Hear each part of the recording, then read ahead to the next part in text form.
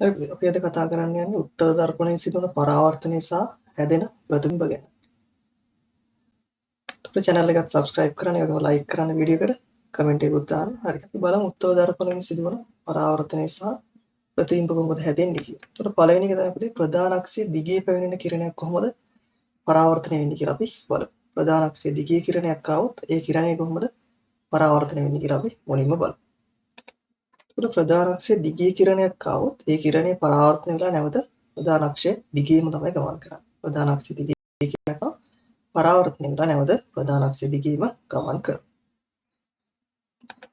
ඊට පස්සේ අපි බලමු ප්‍රධාන අක්ෂයට සමාන්තරව කිරණයක් ආවොත් ඒ කිරණය කොහොමද පරාවර්තනය වෙලා ගමන් කරන්නේ කියලා. ප්‍රධාන අක්ෂයට සමාන්තරව කිරණයක් ආවොත් ඒ කිරණය කොහොමද පරාවර්තනයෙන් පස්සේ ගමන් කරන්නේ කියලා බලමු.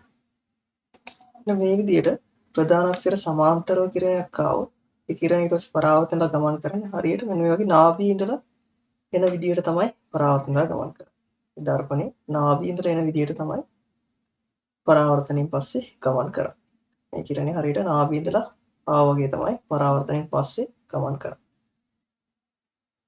හරි. අපි ඊළඟට බලමු නාභිය වෙත යොමු වෙන කිරණය. ඒ කියන්නේ නාභිය වෙතට යොමු වෙන කිරණයක් ආවොත් ඒ කිරණය කොහොමද පරාවර්තනයෙන් පස්සේ ගමන් කරන්නේ කියලා. මෙන්න මේ වගේ අපි හිතමු කිරණයක් එනවා නාභියට යොමු වෙන විදියට. නාභිය දක්වා යොමු වෙන විදියට කිරණයක් ආවොත් මේ විදියට.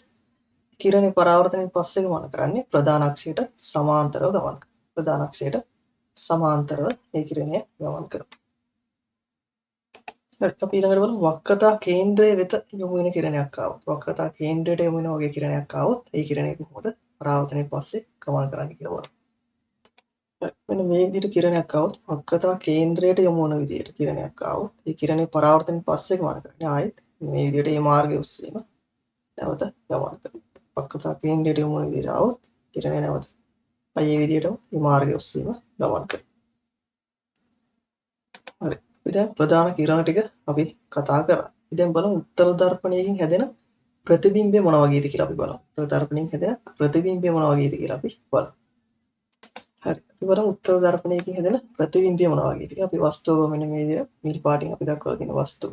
ඊට පස්සේ අපි මුලින්ම බලමු සමාන්තර වෙන කිරණය අපි දන්නවා මේ විදිහට සමාන්තරව දම් පාටින් ගත්ත කිරණය.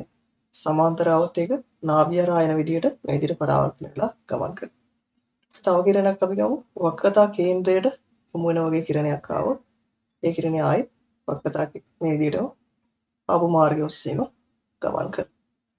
ඊට පස්සේ අපිට ප්‍රතිබිම්බය ගන්න වෙන්නේ අපිට මේ විදිහට පිටිපසට දික් කරලා කඩේරි වලින්. කඩේරි වලින් අපි පිටිපසට දික් කරගත්තා. දැන් මෙතන අපිට ප්‍රතිබිම්බය නිර්මාණය වෙනවා. ඒතර මේ ප්‍රතිබිම්බය අතාත්විකයි. ඒ කියන්නේ තිරයකට ගන්න බෑ. කුඩා ප්‍රතිබිම්බයක් හැබැයි උඩුකුරු ප්‍රතිබිම්බයක් ලැබෙනවා. අතාත්වික උඩුකුරු ප්‍රතිබිම්බයක් අපිට ලැබෙනවා. කුඩා ප්‍රතිබිම්බයක් අපිට ලැබෙනවා.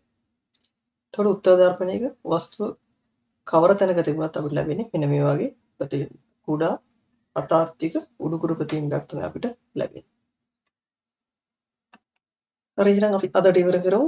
channel එකත් subscribe කරන්න, ඒක like කරන්න, සහ comment කරන්න. අපි ලබන සතියේ ඊළඟ වීඩියෝ එකකින් හමු වෙමු.